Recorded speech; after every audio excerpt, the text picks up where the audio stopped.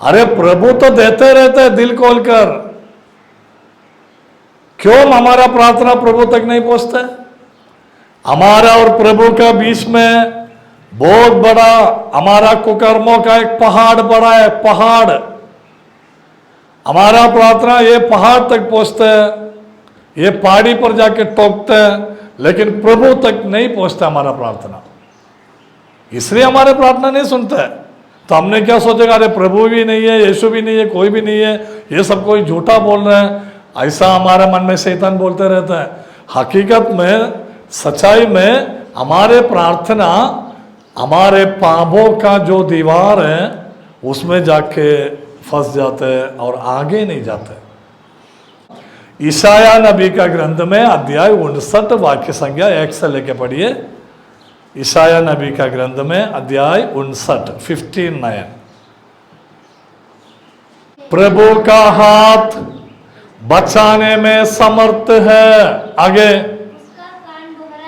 उसका कान बहरा नहीं है ताकि हमारा प्रार्थना ना सुन सके। प्रभु बहरा नहीं है। आगे, वह सुन सकता है। आगे, तुमको ईश्वर से दूर किया, किंतु तुम्हारा अधर्म ने, मेरा अधर्म ने मुझे ईश्वर से दूर किया। देखा, मेरा कुकर्म ने, मेरा अपराध ने, मेरा पापों ने मुझसे प्रभु से दूर किया। आगे बढ़िए। तुम्हारे पापों ने ईश्वर को तुमसे विमुख कर दिया, तुम्हारे पापों ने तुमको ईश्वर से विमुख कर दिया। विमुख, विमुख माने क्या है? अभी आप लोग यहां देख के बैठा है, मैं इस तरफ मुड़ के खड़ा है, तो मैं आप लोगों को विमुख हो गया। सही है कि नहीं? सही है कि नहीं? फेस टू फेस नहीं होगा, विमुख कर दिया। आगे बढ़िए। इसलिए वह तुम्हारी नहीं सुनता, इसलिए वह तुम्हारी नहीं सुनते। समझ गया अभी क्यों हमारा प्रार्थना नहीं सुनते प्रभु? समझ में आया ना? हमारा कुकर्म ने हमें और प्रभु को दूर किया। हमारे पापों ने प्रभु से हमको विमुख किया। विमुख, तो प्रभु से हमारा इतना दूर चला गया। मैं और प्रभु का जो डिस्टेंस इतना दूर हो गया, हमें प्रभु को देख नहीं सकते, हमें कोई सामी भी नहीं है, सानिध्य नहीं है प्रभु का। ये सब क्यों?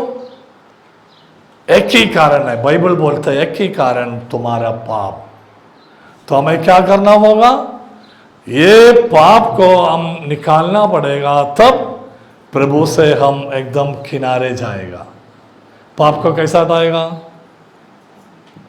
पाप को कैसे हटाएगा हमारे से, हम में से कैसे हटाएगा पाप को? पाप स्वीकार द्वारा। तालियां बजाइए जरा। हालेलुया, यीशु की स्तुति हो, यीशु को धन्यवाद। मैं आप लोगों से गारंटी के साथ बोलना चाहता हूं, मैं 30 बरस हो गया भाषण देते हुए। जो व्यक्ति पवित्र में जिएगा ना, उसका सारा कार्य प्रभु करते रहेगा। इसलिए प्रभु ने कहा, तुम पहले उनके राज और उनके धार्मिकता की खोज में लगे रहो, बाकी सब यूं ही मिल जाएगा, अपने आप मिल जाएगा। कोई टेंशन की जरूरत नहीं है। तुम्हारे खेती बाड़ी में ऐसा सफलता आते रहेगा, क्रिया के ऊपर, उसकी संतान के ऊपर, तुम्हारी संतति के ऊपर, और तुम्हारे खेती के उपज के ऊपर, तुम्हारे जो टोकरी जो आते हैं ना, जो फल तोड़ के डालते हैं, टोकरी समझते हैं, और तुम्हारे जो आटा बुनते हैं ना, वो पात्र के ऊपर भी प्रभु का आशीर्वाद आते रहेगा। मैं सच बोल रहा हूं, अनुभव से बता रहा हूं आप लोगों को। हम जरा पवित्रता से जिया करो। हम, आप लोग नहीं बोला मैंने, हम सब, मैं और आप लोग। अगर जरा से भी एक छोटा सा पाप किया, उसी समय प्रभु से बोलने का, प्रभु जी सॉरी हो गया, मुझसे गलती हो गया, माफ कीजिए, क्षमा कीजिए, ऐसा विजय देगा प्रभु। हमें देश में, देहात में, हमारे गांव में सब ईश्वर हमारा कल्याण करेगा। हालेलुया। अच्छा, एक वचन पढ़ेंगे, ये वचन आप लोग सब लोग सुनना चाहिए। विधि विवरण ग्रंथ में अध्याय 28 वाक्य संख्या 1 से लेके पढ़िए। ईश्वर की वाणी आप ध्यान देगा तो आपको क्या क्या मिलेगा। प्रभु बोलते, खुला बोल देते प्रभु यीशु भी। पढ़िए जरा विधि में, भाई साहब आप पढ़िए। हाँ, विधि विवरण ग्रंथ अध्याय 28 वाक्य संख्या 1 से लेके। यदि तुम प्रभु अपने ईश्वर की वाणी पर ध्यान दोगे और उन सब आदेशों का पालन करोगे जिन्हें मैं आज तुमको दे रहा हूँ, तो वह तुम्हें पृथ्वी भर के राष्ट्रों से महान बनाएगा। पृथ्वी भर के राष्ट्रों में तुम्हें मैं महान बनाएगा। कब? तुम मेरा वाणी का ध्यान देगा तो, अनुसरण करेगा तो, मेरा वचन के अनुसार तुम चलेगा तो पृथ्वी भर में मैं तुम्हें इतना महान बनाएगा। यस। यदि तुम प्रभु अपने ईश्वर की वाणी पर ध्यान दोगे तो ये सब वरदान तुमको मिलेंगे और तुम्हारा साथ देते रहेंगे। नगर में तुम्हारा कल्याण होगा। नगर में तुम्हारा कल्याण होगा। ईश्वर का वादा है, नगर में तुम्हारा कल्याण होगा और देहात में तुम्हारा कल्याण होगा। तुम्हारी संतान, तुम्हारी भूमि की उपज, तुम्हारे पशुधन, तुम्हारे संतान, तुम्हारे भूमि का उपज, तुम्हारे पशुधन, पशुधन माने बैल, गाय, बकरिया, मुर्गा, मुर्गी, सब तुम्हारे पशुधन, तुम्हारी गायों और भेड़ बकरियों के बच्चों को आशीर्वाद प्राप्त होगा। देखा, तुम्हारा बैल बकरियों का, तुम्हारा गाय बैल बकरियों का बच्चों का भी ऊपर। ये तो हमेशा जानवर बीमार होते रहते हैं। अरे गाय दूध नहीं देते, मुर्गा मर जाता है घड़ी घड़ी, कुछ ना कुछ बीमारियां होते रहते हैं। आगे बढ़िए। तुम्हारी टोकरी और आटा गूंदने के पात्र को आशीर्वाद प्राप्त होगा। आटा गूंदने का जो पात्र होता है ना, उसका ऊपर भी आशीर्वाद मिलेगा अगर तुम ईश्वर के वाणी का याद करेगा, अनुसरण करेगा तो। देखा, तुम्हारे टोकरी, टोकरी माने क्या समझ गया? अरे टोमेटो तोड़ के डालते ना, उसको क्या बोलते हैं? क्या बोलते हैं? टोकरी, टोकरी बोलते ना। हाँ, तुम्हारा टोकरी के ऊपर भी आशीर्वाद। देखा, उसका मतलब टोकरी में ऐसा फल आते रहेगा। ये ईश्वर का वादा है, उन्होंने प्रॉमिस किया। ये आप लोग जरा आजमा के देखो, जरा परीक्षा करके देख, वचन के अनुसार जिया करो। इतवार का दिन कभी इतवार का दिन आप मीसा बलिदान बंद नहीं करना कभी, और हो सके तो डेली आने का। डेली मैं आप लोगों से ये कहना चाहता हूं, एक परिवार से एक व्यक्ति परिवार के लिए पवित्र मीसा में डेली आना जरूरी है। हालेलुया। हम सबको, परिवार वालों को सबको नहीं आ सकते, क्योंकि हमारा खेती बाड़ी है, घर में काम है और बच्चों का स्कूल है, बहुत कुछ काम है। लेकिन एक परिवार से एक व्यक्ति आ सकता है ना? नहीं आ सकता? आ सकता है। आगे बढ़िए। घर आने पर और घर से बाहर जाने पर दोनों समय तुम्हें आशीर्वाद प्राप्त होगा। घर आने पर और घर से बाहर जाने पर दोनों समय तुम्हें आशीर्वाद। किसी चीज का डर नहीं है, डरने की सवाल नहीं है। आगे। प्रभु तुम्हारा विरोध करने वाले शत्रुओं को पराजित करेगा। तुम्हारे विरोध करने वाला, तुम्हारे जो शत्रुओं को प्रभु पराजित करेगा। प्रभु लड़ेगा युद्ध, प्रभु तुम्हारे लिए युद्ध लड़ेगा तुम्हारे शत्रुओं से। तुम्हें कुछ नहीं करने का, तुम शांत होकर उनके चरणों पर सिर्फ बैठना है तुम्हें, बाकी सब प्रभु करेगा। परीक्षा करके देखो जरा। आगे। वे एक मार्ग से तुम पर आक्रमण करने आएंगे, परंतु तुम्हारे सामने से होकर 7 मार्गों से भाग निकलेंगे। तुम्हारा शत्रु एक मार्ग से तुम्हें पराजित करने, तुम्हें आक्रमण करने आएगा, लेकिन वो लोग भागेगा कितना रास्ता से? 7 रास्ता से दौड़ेगा वो लोग। देखा, अरे जीसस का प्रोटेक्शन बोला हुआ ना, बहुत बड़ा प्रोटेक्शन होता है। आगे बढ़िए। प्रभु तुमको तुम्हारे भंडारों और तुम्हारे सब कार्यों में आशीर्वाद देता रहेगा। तुम्हारे भंडार माने, अरे जिधर पैसा डाल के रखते हैं ना उसको बोलते हैं भंडार। क्या अंडा डाल के रखते हैं भंडार बोलते हैं उसको? इधर कौन बोला अंडा डाल के रखते उसको भंडार बोलते हैं? कौन बोला? ओ पहला अंडा का सुना तो अंडा मन से, मन में नहीं, अंडा मन से नहीं क्या लगता है। हालेलुया। तुम्हारा भंडार। अच्छा आप लोग पैसा कहाँ रखते हैं? बोलो बोलो जरा, बोलेगा नहीं? अरे ये केरल में से 3 जन आए है, कैसा लूट मार है क्या, कैसा गुंडा है क्या मालूम नहीं है। हो सकता है ये सब अच्छा अच्छा भजन बोल के हमारे भंडार की तरह पूछ रहे हैं और रात को आके उठा के केरला भाग जाना। हालेलुया। कहाँ रखता है पैसा? पर्स में है? अलमारी कितना है अलमारी में? अभी कुछ भी नहीं है। अभी है ना पैसा थोड़ा? नहीं बोलते। खेती लिया? तुम्हारा अलमारी में अगर पैसा रखते तो तुम्हारा भंडार अलमारी होता है। उस अलमारी में आशीर्वाद होगा तो बहुत सारा पैसा आएगा। मेरा भंडार एक पर्स है, पर्स। उस पर्स में हमेशा पैसा रहता है। हाँ हाँ सच बता रहा हूं मैं, हमेशा पैसा रहता है उस पर्स में। हमारे भंडार को पर आशीर्वाद मिल गया। ये प्रभु की वाणी है, उनका वादा है। आगे बढ़िए। प्रभु तुम्हारा ईश्वर तुम्हें उस देश में आशीर्वाद देता रहेगा जिसे वह तुम्हें प्रदान करने वाला है। यदि तुम प्रभु अपने ईश्वर की आज्ञाओं का पालन करते हुए उसके बताए मार्गों पर चलोगे तो प्रभु तुमको अपनी पवित्र प्रजा बनाएगा, जैसे कि उसने तुमसे शपथ पूर्वक प्रतिज्ञा की है। पृथ्वी की समस्त जातियां देखेगी कि तुम प्रभु की अपनी प्रजा हो और वे तुम्हारा सम्मान करेगी। प्रभु तुम्हें अपने सब तरह के वरदानों से संपन्न बनाएगा, संतानों की दृष्टि से, पशुओं के बच्चों की दृष्टि से, उस देश की भूमि की उपज की दृष्टि से जिसे प्रभु ने तुम्हें देने की तुम्हारे पूर्वजों से शपथ पूर्वक प्रतिज्ञा की है। प्रभु अपने आकाश का अपूर्व भंडार खोलकर तुम्हारी भूमि पर ठीक समय पर पानी बरसाएगा। देखा, भूमि पर ठीक समय पर पानी। अभी पानी अच्छा नहीं है ना? अभी पानी बरसेगा तो अच्छा नहीं है ना, ठीक नहीं है ना? हमारा सारा सफल पानी में हो जाएगा, खराब हो जाएगा। लेकिन ठीक समय पर तुम्हें पानी देगा प्रभु, ठीक समय पर। देखा,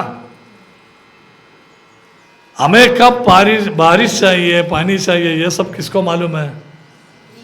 ईश्वर को मालूम है। ठीक समय पर देगा पानी। और आगे बढ़िए। और तुम्हारे सब कार्यों में तुम्हें आशीर्वाद देता रहेगा। तुम अन्य अनेक राष्ट्रों को उधार दे सकोगे और तुम्हें किसी से उधार लेने की आवश्यकता नहीं होगी। किसी से उधार लेने की आवश्यकता नहीं होगा, गारंटी बोल रहा हूं मैं। ये वचन में विश्वास कीजिए आप। किसी से उधार लेने की आवश्यकता नहीं होगा। ये मैं नहीं बोल रहा हूं, ये भाई साहब नहीं बोल रहा हूं। कौन कह रहा है? ईश्वर कह रहा है। लेकिन ये सब वरदान कब मिलेगा? जब हम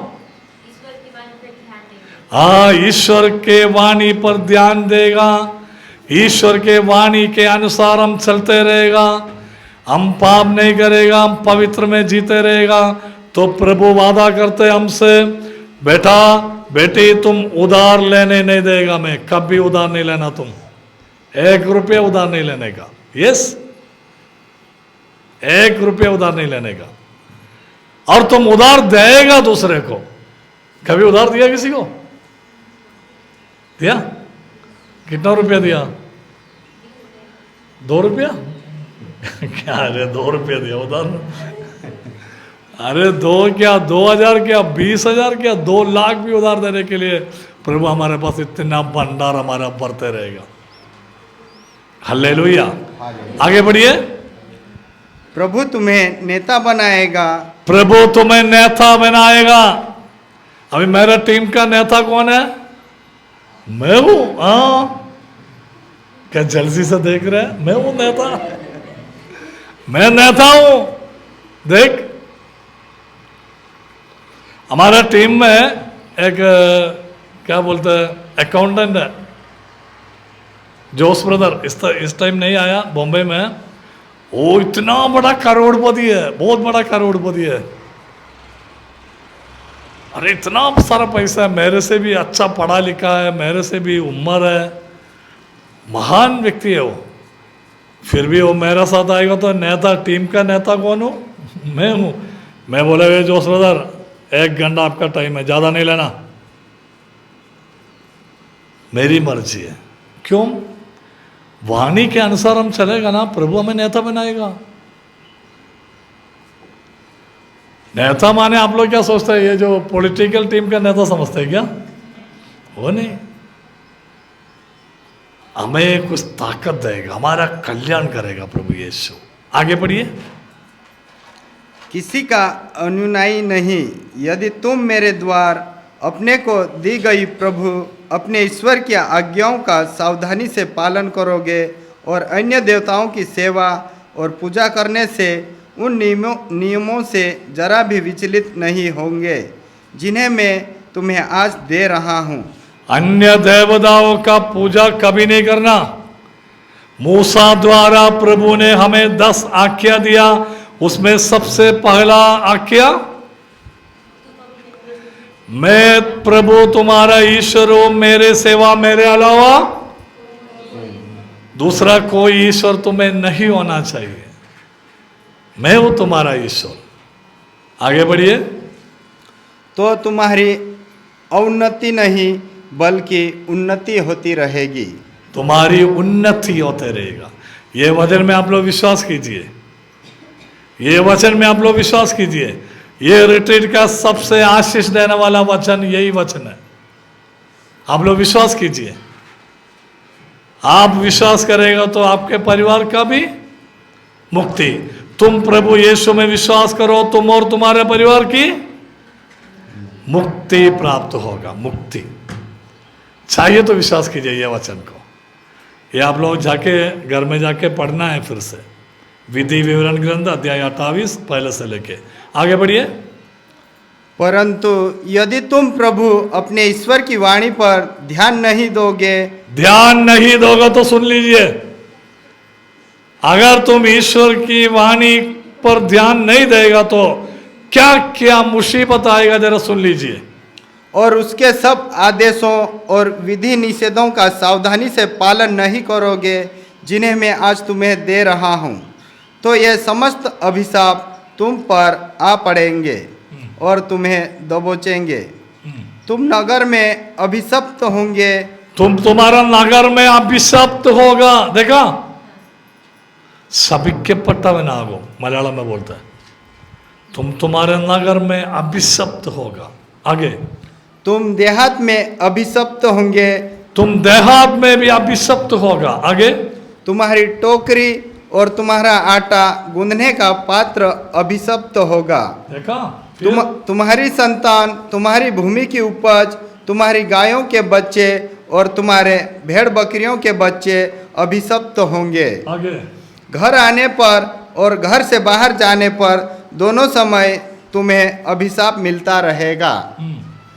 तुम्हारे सब कार्यों में प्रभु तुमको अभिशाप, विपत्ति और धमकी देगा, जिससे तुम्हारा सर्वनाश होता जाएगा और तुम शीघ्र ही अपने कुकर्मों के कारण मिट जाओगे। यह इसलिए होगा कि तुमने मुझे त्याग दिया है, और जब तक कि तुम उस देश से जो तुम अपने अधिकार में लेने जा रहे हो समूल नष्ट नहीं हो जाएंगे, तब तक प्रभु तुम पर बीमारियां भेजता रहेगा। बीमारियां भेजते रहेगा, बीमारियां। ये कोरोना के कितना लोग मर गया मालूम है आपको? आप लोग टीवी में सुना कितने लोग मर गया था, बाप रे। आप लोग तो अच्छे हैं, आपका देश में कोई कोरोना में नहीं मरा ना? अरे केरल में, तमिलनाडु में, आंध्रा में, क्या दिल्ली में मुंबई में, महाराष्ट्र, गोवा में और सारा दुनिया में, यूएस से, वहाँ से लोग हमें बुलाते हैं, कितने लोग मर गया, बहुत से लोग मर गया, लेकिन हमारा देश में कुछ भी नहीं हुआ। आप लोग गरीब है, आप लोग अच्छे हैं, आप लोग सिंपल है, सिंसियर है, आप लोग बहुत ईमानदार है, आप लोग सही है ना, आप लोग बहुत प्यारा है, सही है ना, या कठोर है?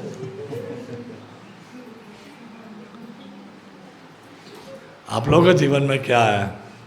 अरे धूप में बहुत मेहनत करने का, खेत करने का, थोड़ा चावल वावल मिलेगा या गेहूँ मिलेगा, उसको ले जाके खाने का, प्रार्थना करने का, सोने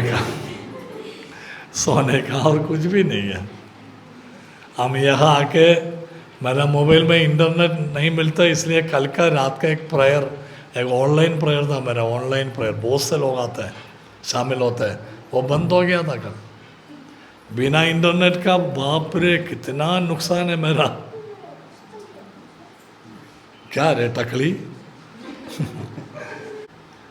आप लोगों को ये कुछ नहीं देखने का, मेहनत करना है, थोड़ा बहुत खाना है, थोड़ा बहुत आराम करना, थोड़ा बहुत प्रार्थना करना, बस इतना ही है ना। इसलिए यहाँ कोरोना नहीं आया, इसलिए आप लोगों को कोरोना नहीं आया। देखो, भूल से भी व्यभिचार नहीं करना, अपने पत्नी को छोड़ के दूसरा पत्नी को बुरी तरह देखना ही व्यभिचार होता है। अपने पति को छोड़कर दूसरा पति का तरफ बुरी नजर से अगर देख लिया, समझो उसे कहा जाता है व्यभिचार। व्यभिचार कभी नहीं करना। मनुष्य जो कुछ भी पाप करता है वो सारा शरीर का बाहर है, लेकिन व्यभिचार करने वाले अपने शरीर का विरोध पाप करता है।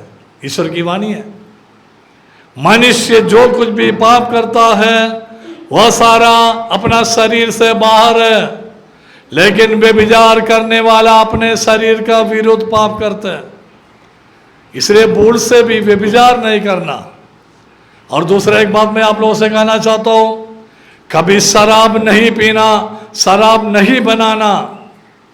हमारा कस्टम तो अलग है, हमारा कस्टम में तो कोई मर जाएगा तो भी थोड़ा बहुत मुंह में डालेगा, मुंह में डालते हैं, सही कि नहीं, वो कस्टम है। हमारा कस्टम ऐसा है, कस्टम कैसा भी हो, लेकिन ईश्वर ने कहा है शराब पीना मना है। प्रवक्ता ग्रंथ में अध्याय 19 वाक्य संख्या 1, प्रवक्ता ग्रंथ अध्याय 19 वाक्य संख्या 1। पीने वाला मजदूर धनी नहीं बनेगा, जो छोटी बातों की उपेक्षा करता उसका पतन होगा। फिर से पढ़िए। पीने वाला मजदूर धनी नहीं बनेगा, पीने वाला मजदूर धनी नहीं बनेगा। कान खोल के सुनिए, क्या पीने वाला? पानी या शरबत या चाय? फिर क्या?